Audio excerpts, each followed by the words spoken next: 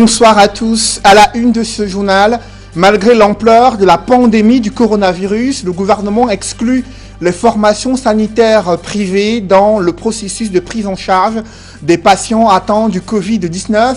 Dans le département du Vouri, les cliniques sont sommées de libérer tous les patients atteints du Covid-19 en vue de leur transfert dans les centres agréés situés dans la ville de Douala. Qu'est-ce qui explique une telle décision de la part du préfet du Vouri? Comment réagissent les acteurs politiques au regard des capacités limitées d'accueil dans les formations sanitaires publiques agréées Covid-19? C'est le dossier du 20h. À quelques jours de la célébration de l'unité nationale, des universitaires dressent un tableau sombre des réalités du Cameroun, une cohésion nationale qui se fissure, une unité mise à rude épreuve au regard de l'ampleur que prend la crise anglophone des 3 ans et demi de guerre fratricide. Que propose cet universitaire, invité de l'émission La Vérité en face sur Equinox Télévision? Vous suivrez ce soir le professeur Ambroise Comme poser un diagnostic et proposer des solutions pour un Cameroun nouveau face à ces multiples crises qui secouent la République du Cameroun.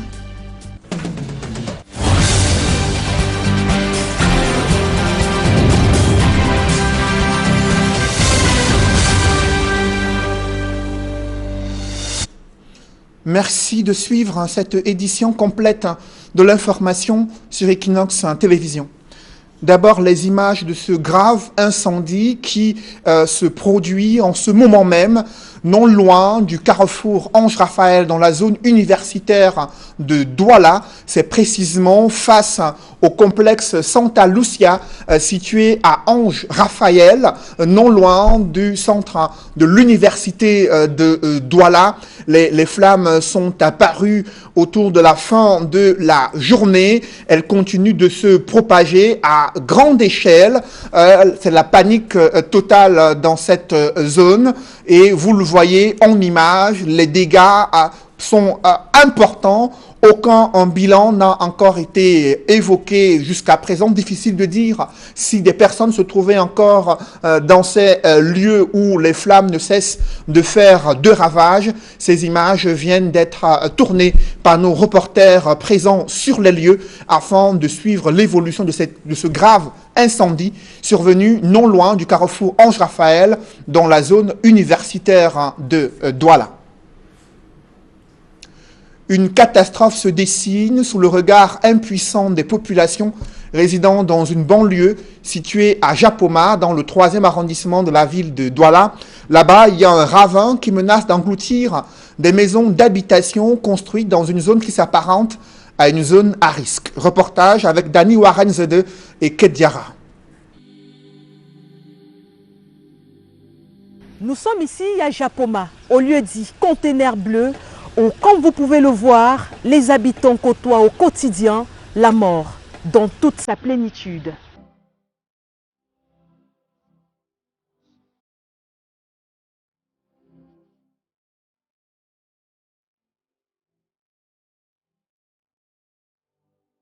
Derrière moi, un ravin, que dis-je, un véritable cratère qui menace dangereusement de happer les maisons qui se trouvent tout autour.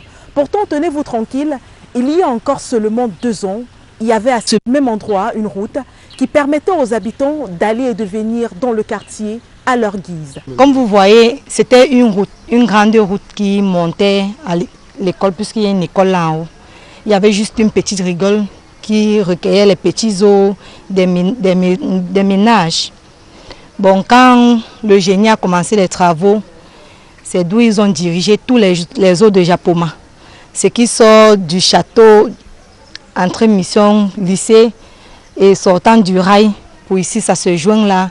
C'est ça qui crée ces catastrophes comme vous voyez là. Tout serait parti de la construction de la route qui dessert le stade de Japoma. Selon les riverains, l'entreprise en charge de la construction de cette route aurait dévié dans le quartier les eaux qui en seulement 2 ans ont entamé sérieusement cet endroit.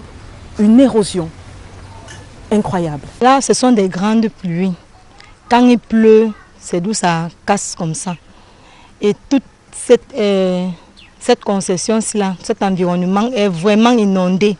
Ça entre dans les maisons C'est comme si nous étions dans un lieu marécageux et pourtant nous ne sommes pas dans le marécage. Nous sommes sur la plateforme. Mais quand il pleut, c'est le vouri. L'eau vient avec une forte pression, avec les vagues, même comme on voit au vouri là. Ça entre, c'est ça qui nous détruit. Ça détruit comme ça casse là, ça casse les maisons des gens. Vous pouvez le voir tout autour, des maisons abandonnées par leurs propriétaires qui, plutôt que de mourir pour des morceaux de terre, pour des morceaux de parpaing, ont choisi de sauver leur peau. Si le gouvernement ne nous aide pas, on ne sait même pas de quel côté s'abriter. Parce que si tu as reçu avoir une petite parcelle, tu dis à tes enfants que c'est ici qu'on va mourir, même s'il y a n'importe quoi, on va chercher de quoi manger, on arrête le ventre avec. Mais tu te rends encore compte que nous sommes en train de mettre les sacs dans le ravin, ça ne donne pas. On verse le ciment, ça ne donne pas. On met les piquets, ça ne donne pas. Le gouvernement ne sait pas ce qu'ils attendent. Nous sommes démunis. Quittant de la route là-bas, là où l'eau, même la gueule de l'eau est, jusqu'à ici, nous ne sommes pas en sécurité. Quand il pleut, dès que les pluies commencent, nous ne dormons plus. Nous tous, nous sommes dehors de peur que ça peut se casser directement, il peut y avoir glissement. Avec les petits enfants comme ça, ils ne savent même pas comment ils veulent faire. Nous sommes foutus. Hein? Voilà le peu d'économie qu'on avait ici, on a construit les maisons avec, mais on ne peut même pas rester dans la maison à cause de la pluie. Hein? Tout le drain là s'est cassé, c'est venu verser chez nous. Nous, on ne dort plus. Et avec le retour des grandes pluies, on ne sait plus où on va aller. On ne sait pas vraiment où se mettre la tête. Nous sommes dépassés. Que le gouvernement vienne à notre secours, s'il vous plaît. Nous sommes morts ici, là. Avec la saison de pluie qui s'annonce tumultueuse, les habitants, apeurés, dépités, se tournent désespérément vers les autorités qu'elles appellent à l'aide pour les sauver de cette situation. Pour Equinox Télévision, nous sommes Roger Libéron Njomo, Dani Warenze II et moi-même, Kate Diarra. La prise en charge des patients atteints du Covid-19 met à rude épreuve les hôpitaux publics agréés dans la cité capitale Yaoundé. Officiellement, toutes les dispositions sont prises pour un traitement efficace et gratuit. Cependant, la multiplication des cas du Covid-19 a révélé les limites des capacités d'accueil de ces formations sanitaires publiques et l'insuffisance des équipements médicaux pour une prise en charge optimale des cas du Covid-19. Reportage avec Marcelin Gansop. La région du centre en général et la ville de Yaoundé en particulier sont les plus grands foyers de propagation du coronavirus, ce qui ne laisse pas un temps de répit aux formations sanitaires qui doivent cravacher dur au quotidien pour assurer la prise en charge des patients. Nous avons plus d'une centaine de malades déjà que nous avons pris en charge, avec 7 décès, hélas. Mais la prise en charge est totale. Les malades n'ont rien à débourser. Pas seulement le personnel, tout l'hôpital est engagé dans la prise en charge de ces malades. Nous sommes au front.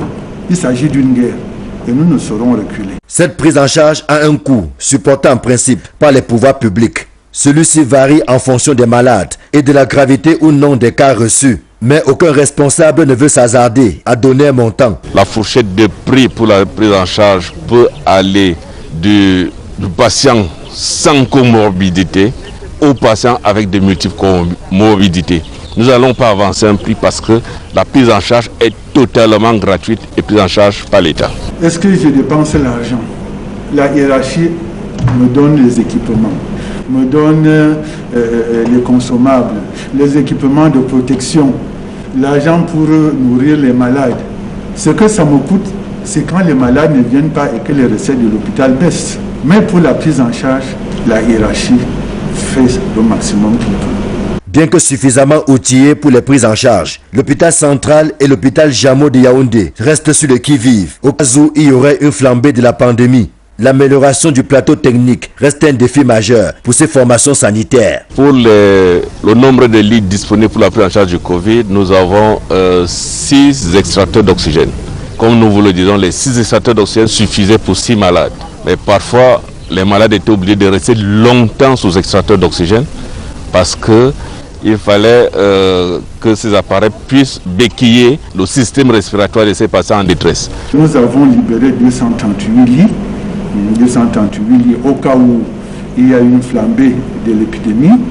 Et la partie où nous avons libéré les 238 lits est une partie qui est séparée des autres parties de l'hôpital, c'est-à-dire qu'il n'y a pas un mélange. Et on invite donc les gens à venir se faire soigner parce qu'on risque d'avoir plus de malades non Covid que Covid. Parce que si les gens restent dans les maisons avec les maladies, ils peuvent mourir.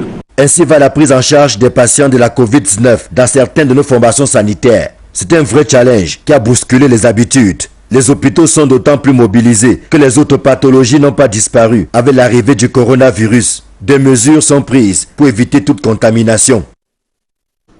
Que se passe-t-il dans le département du Vouri après la fermeture de la polyclinique Marie-O? Toutes les autres formations sanitaires privées sont sommées de libérer les patients atteints du Covid-19 afin qu'ils soient transférés dans les centres spéciaux mis en place par le gouvernement. Le préfet du Vouri leur accorde un délai de 3 jours pour exécuter cette instruction administrative. Cependant, Benjamin Mboutou précise qu'en cas de refus volontaire du patient, celui-ci doit signer une lettre d'engagement pour être pris en charge dans une formation sanitaire privée. C'est en substance le message porté du préfet du Vouri à toutes les formations sanitaires privées prenant en charge les cas de Covid-19 dans le département du Vouri. Cette décision intervient au moment où l'opposition critique ouvertement le gouvernement, son attitude prompte à fermer une polyclinique sans mesurer les conséquences sociales, sanitaires et économiques dans un contexte de crise sanitaire.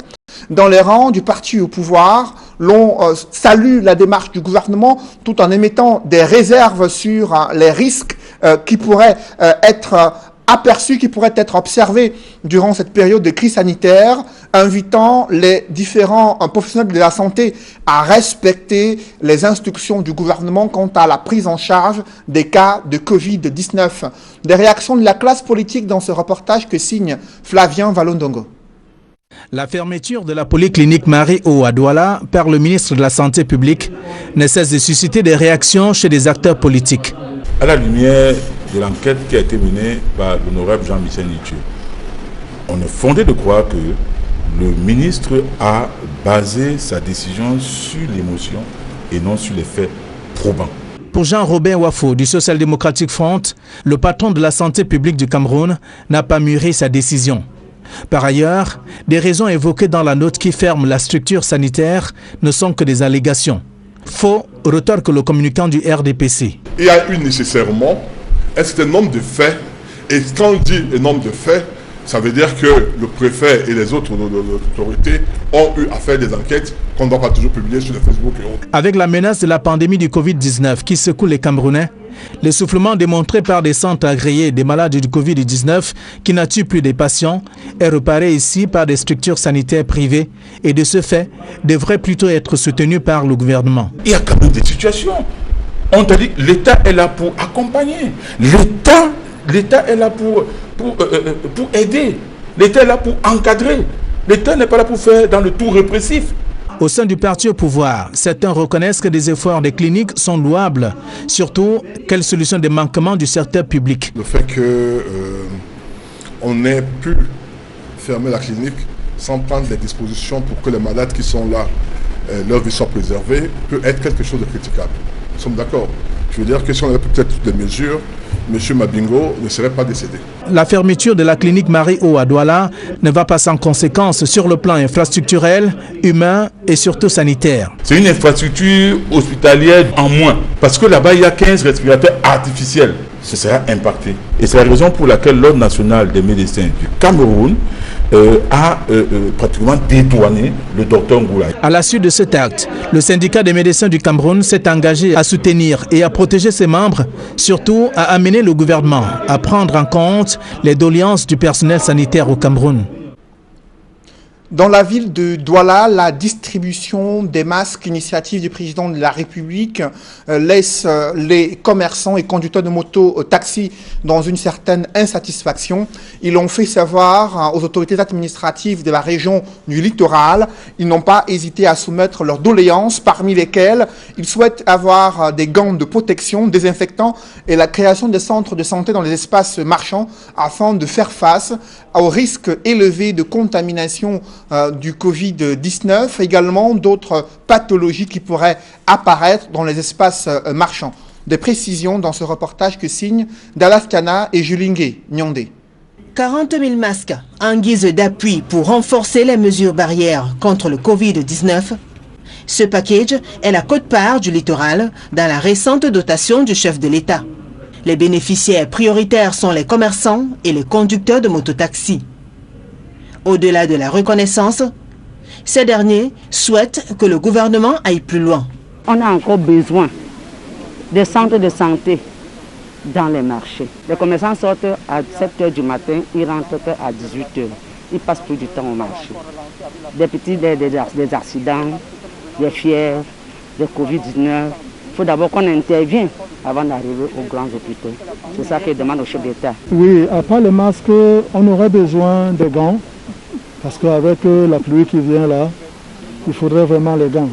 Parce que sans gants, l'argent qu'on touche, les salutations, ça risque de nous mettre dans les problèmes. Les mototaximens, couches très exposées au virus, sont particulièrement préoccupants pour les autorités. Dans la ville de Douala, nous avons au moins 800 000 mototaxis. Comment sensibiliser, comment désinfecter, même les motos, comment être auprès des mototaxis chaque jour pour la sensibilisation. Nous pensons qu'il faudrait l'accompagnement du chef d'État. Le gouverneur de la région du littoral, Samuel Dieudonné Ivara Dibois, recommande aux uns et aux autres d'en faire bon usage et surtout de veiller à l'application et au respect des mesures barrières édictées par l'État. Nous pouvons constater que lorsque nos forces descendent sur le terrain, les autorités, en particulier les sous-préfets, chacun a son cache-nez plutôt au niveau du menton, c'est plus de cache-menton.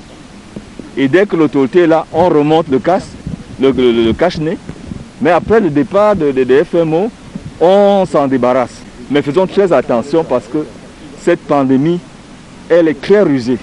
Essayons d'être assez durs vis-à-vis de ceux qui s'amusent avec la mort. Avec le centre, le littoral est un principal foyer de contamination au coronavirus.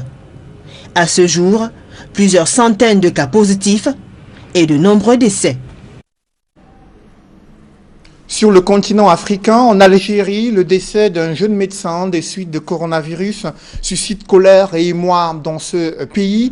Et la jeune dame enceinte n'aurait pas à bénéficier de certains soins médicaux appropriés compte tenu de son état. Le directeur de l'hôpital où elle exerçait a été démis de ses fonctions. Et sur le continent, le reste du continent, la pandémie continue de sévir. On fait le point avec Mathilda Kemazou et Nadine Yambou.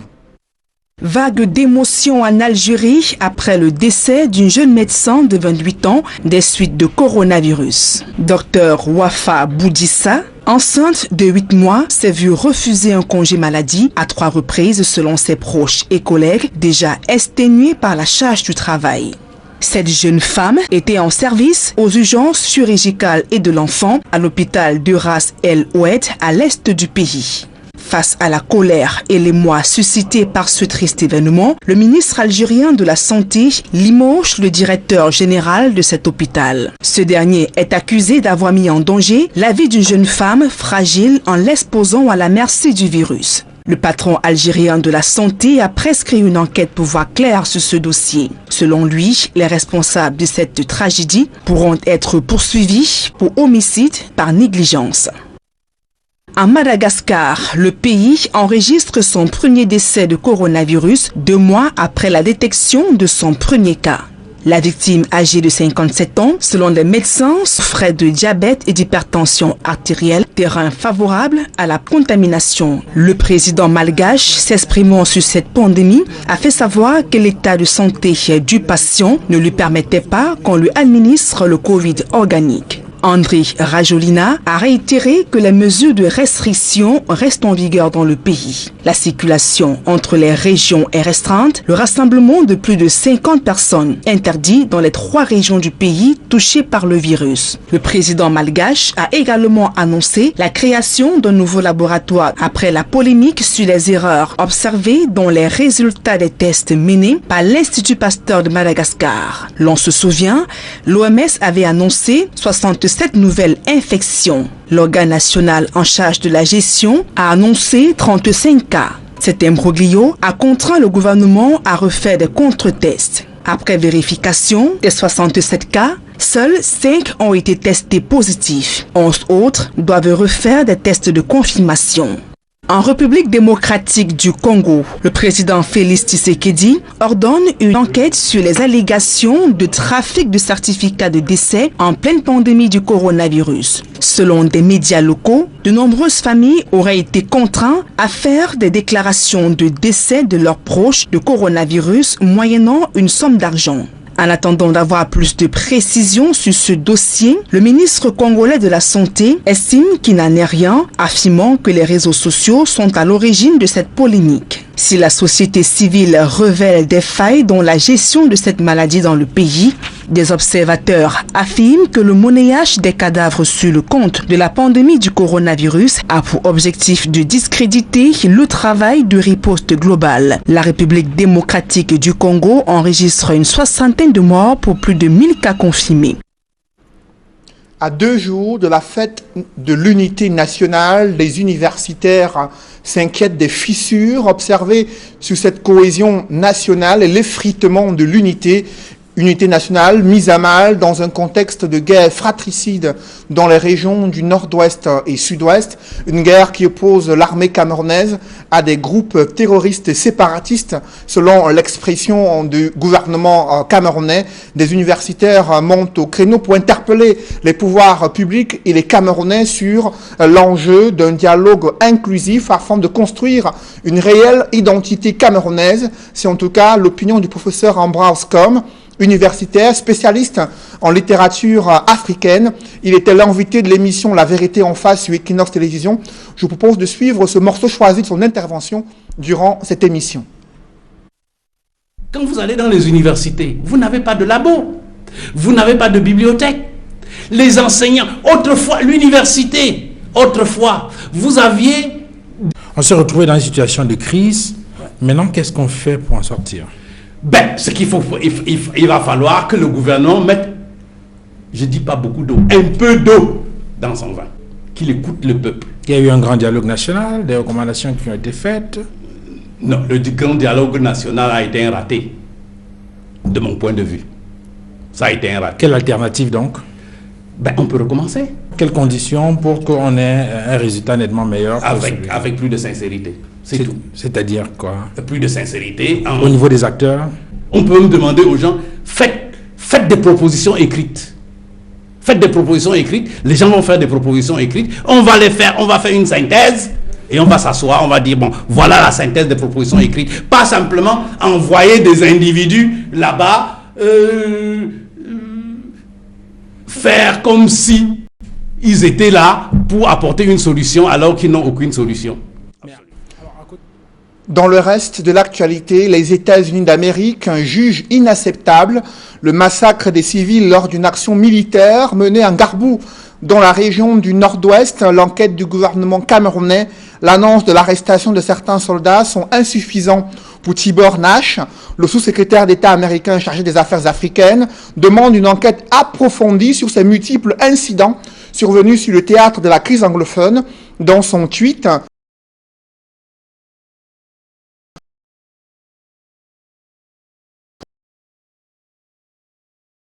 de la violence dans les Divine Banda a endeuillé tous les acteurs engagés sur les questions des droits de l'homme.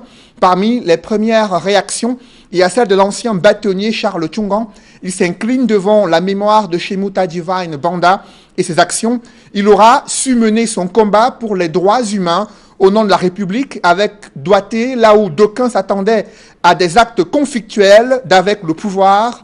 Pour l'ancien bâtonnier Charles Tchungan, ceux qui connaissent le prix des combats pour les droits de l'homme apprécient à sa juste valeur les méthodes de Shemuta Divine Banda pour Maître Akbor Congo, directeur du Centre africain pour la démocratie et la promotion des droits de l'homme. Il salue l'engagement de Shemuta Divine Banda pour la protection des droits des opprimés. L'illustre disparu avait interpellé le gouvernement sur la gestion de la crise anglophone, dénonçant des abus contre des civils et se proposant de jouer le rôle de médiateur dans cette crise anglophone. Un public reportage dans ce journal. Le groupe Kadi réitère son engagement en tant qu'entreprise citoyenne et fière de l'être, ainsi dans la continuité de son action citoyenne pour les Camerounais en général, l'hôpital La Quintini, l'hôpital général de Douala, l'hôpital gynéco-obstétrique, l'hôpital des districts de Logbaba, l'archidiocèse de Douala, l'hôpital régional de Bafoussam, l'hôpital des districts de Biémassi et de nombreuses autres formations sanitaires. Et les populations des grandes villes ont reçu par le biais de la fondation Fouatoula Kadi de Fotso un support en matériel paramédical, des dons en nature diverses, estimés à ce jour à plus de 600 millions de francs CFA pour faire face à la pandémie du coronavirus. Reportage. Dans la continuité logique de son action citoyenne pour les Camerounais, le groupe Kaji, par le biais de la fondation Fouatoula Kaji Defosso, a essaimé les formations sanitaires des grandes villes du pays afin de leur apporter un support dans la lutte contre la pandémie dite Covid-19. La fondation Fouatoula Kaji Defosso, représentée par sa présidente, a donné un peu de sourire au personnel et aux malades de l'hôpital La Quintini de Douala en leur remettant un lot de matériel paramédical constitué entre autres d'un respirateur artificiel S1100 pour salle de réanimation, des centaines de casaques de protection pour le personnel soignant et autant de packs d'eau minérale pour le personnel et surtout pour les malades. Le fondateur Fouatoula Kaji Defosso nous a toujours demandé d'être à l'écoute, que quand quelqu'un est dans la détresse, il faut savoir venir à sa rencontre et pouvoir l'écouter et pouvoir faire le geste qu'il faut pour pouvoir apaiser la souffrance de cette personne. Donc c'est un sentiment un peu de satisfaction, un peu parce que les gens sont malades autour de nous. On ne peut pas être complètement satisfait parce qu'il faut que ces gens puissent retrouver la guérison. Les représentants de la formation sanitaire de la structure La Quintini n'ont pas manqué de dire leur appréciation de ce don pour sauver directement des vies. C'est donc que nous offre la fondation Kadi Defosso est d'une grande importance pour l'hôpital La Quintini, non seulement pour les soignants que nous sommes, mais également pour les malades. Et c'est pour cela que ce respirateur va aller directement en réanimation pour pouvoir être déjà au service des patients en détresse respiratoire grave qui nécessitent une respiration artificielle. Donc nous disons grandement merci à la fondation Kadi Defosso pour ce geste de générosité. À l'hôpital général de Douala, c'est avec une émotion non dissimulée que le professeur Henri Louma, directeur général de l'hôpital, a reçu les représentants du groupe Kaji dans leur caravane de soutien aux formations sanitaires de notre pays. Des casaques et des centaines de packs d'eau minérale de la marque Madiba lui ont été remis pour aider l'hôpital général de Douala en cette période de pandémie. L'hôpital de district de Logbaba reçoit quant à lui 2 extracteurs d'oxygène. Le centre médical d'arrondissement de Bonamoussadi reçoit également 2 extracteurs d'oxygène pour ventilation des malades, sans compter de nombreux packs d'eau minérale offerts à chaque fois. L'hôpital gynéco-obstétrique de Douala reçoit des centaines de casaques pour une protection optimale du personnel soignant et de l'eau minérale. Monseigneur Samuel Cléda, archevêque métropolitain de Douala, a reçu les représentants de la fondation Fouatoula Kaji Defosso qui lui ont remis 2 extracteurs d'oxygène et des milliers de masques pour aider à lutter contre cette pandémie. À chaque étape, les responsables des formations sanitaires n'ont pas cessé de dire 1000 fois merci au groupe Kaji pour cet élan de solidarité qui sauve directement des vies. Il faudrait dire que là, on a eu un concentrateur d'oxygène et un respirateur, c'est énorme. L'hôpital, je crois que c'est la première fois que l'hôpital ait ce type d'équipement. C'est merci à tout ce qu'ils font et d'emblée nous allons travailler d'arrache-pied comme nous l'avons toujours fait pour le bien-être des patients. L'hôpital général de Douala vous remercie beaucoup pour ces dons. Vous savez que le malade Covid, pour s'occuper il faut des combinaisons et ces combinaisons nous protègent et protègent aussi notre personnel. Et ça fait que pour nous, c'est un don qu'on apprécie beaucoup. Si la Fondation a voulu participer dans la prise en charge de nos malades, on ne peut qu'être très reconnaissant. D'abord, au nom du directeur général de l'hôpital gynéco-obstétrique et pédiatrique de Douala, je vous remercie du don que la Fondation Fouatoula nous apporte aujourd'hui. C'est un don très appréciable, notamment dans ce contexte de pandémie à Covid-19. Et vous savez que le personnel soignant a vraiment besoin de tout le soutien nécessaire pour pouvoir se livrer à cette bataille en toute confiance.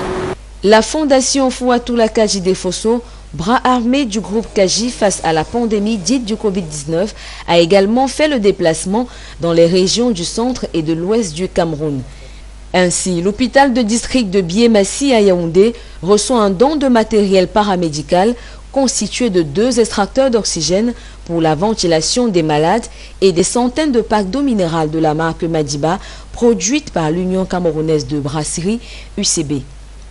L'hôpital central de Bafoussam reçoit quant à lui un respirateur artificiel S1100, un extracteur d'oxygène, des thermoflages pour contrôle de température, des casaques et masques de protection et de l'eau pour les malades et le personnel médical. Je tiens à rassurer le donateur que le matériel sera mis pour les besoins dont ils ont sollicité. Franchement, notre joie et appréciation est inquantifiable. À Bana, le centre médical d'arrondissement a reçu des mains de la Fondation Fouatoula Kaji Defosso, qui était accompagné du maire de la commune de Bana et du sous-préfet de l'arrondissement, du matériel paramédical constitué d'un extracteur d'oxygène, des thermoflash et des milliers de masques. C'est un véritable plaisir et un honneur pour nous aujourd'hui de recevoir cet important don qui rentre en droite ligne dans la lutte contre le Covid-19. Nous voulons remercier la Fondation Kaji Defosso pour ce don ô combien important pour nous, personnels de santé, qui sommes en première ligne dans la lutte contre le Covid-19. L'hôpital de district de Bamendjou reçoit des mains des représentants de la Fondation un concentrateur d'oxygène et des thermoflages pour une lutte toujours plus acharnée contre cette pandémie. Un équipement paramédical estimé à plus de 600 millions de francs CFA, constitué globalement de 2 respirateurs artificiels S1100, 12 concentrateurs d'oxygène, des centaines de casaques de protection pour le personnel soignant, des milliers de masques, des dizaines de thermoflash et des milliers de packs d'eau minérale de la marque Madiba apportera certainement une bouffée d'oxygène aux différentes formations sanitaires en cette période où la pandémie dite du Covid-19 est toujours présente et frappe aussi bien les malades que ceux qui les aident à faire face au nouveau coronavirus au quotidien.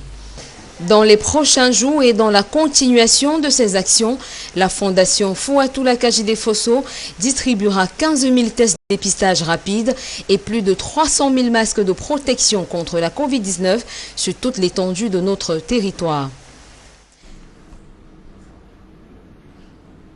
Il faut le préciser, après avoir essayé de rencontrer en vain le ministre de l'administration territoriale, le professeur Maurice Kamto, s'est rendu dans certains espaces marchands à Yaoundé afin de distribuer lui aussi d'autres équipements utilisés dans les mesures barrières visant à lutter contre la maladie à coronavirus dans la cité capitale, dans le cadre de l'initiative Survie Cameroun, lancée il y a plusieurs semaines.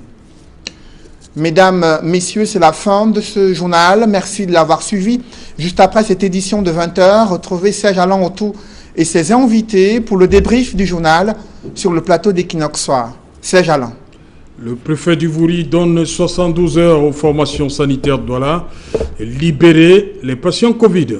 Ceux-ci doivent être transférés dans les centres agréés Covid-19. Il s'agit de l'hôpital La Quintini, l'hôpital gynéco-obstétrique et d'autres centres agréés spéciaux qui sont en cours d'aménagement. Toutefois, le préfet du Vouri précise qu'en cas de refus volontaire d'un patient, il doit y avoir un acte d'engagement pris et rédigé dans une lettre qui doit être présentée si le patient souhaite rester dans une formation sanitaire privée, une décision qui intervient quelques jours après la fermeture controversée de la polyclinique Marie-O, située en plein centre-ville de Douala. Professeur Maurice Kamto chez Paula Tangandji. Il s'y est rendu cet après-midi et selon ses proches collaborateurs, il a essayé en vain de pouvoir rencontrer le ministre de l'administration territoriale. Il avait également l'intention de se rendre chez le délégué général à la Sûreté nationale, selon l'un des responsables de l'initiative Survie Cameroun. Son objectif était de demander aux autorités administratives et à la police de laisser les différents bénévoles et responsables de l'initiative Survie Cameroun de procéder à la distribution gratuite des équipements de protection individuelle et autres gels hydroalcooliques qui ont été fabriqués et produits et financés par l'initiative Survie Cameroun. Et ensuite, le professeur Maurice Kamto s'est rendu dans certains espaces marchands dans la capitale Yaoundé afin de procéder lui-même à la distribution des gels hydroalcooliques et autres équipements utilisés dans le respect des mesures barrières et autres règles d'hygiène nécessaires pour faire face à la pandémie du coronavirus. Voilà, c'est donc l'essentiel et qu'il en soit deuxième partie. Bonne soirée à vous, Cédric. Bonne soirée à vous, Serge Alain. Rendez-vous demain 20h. Madame, Monsieur, dans un instant, la suite et qu'il en soit.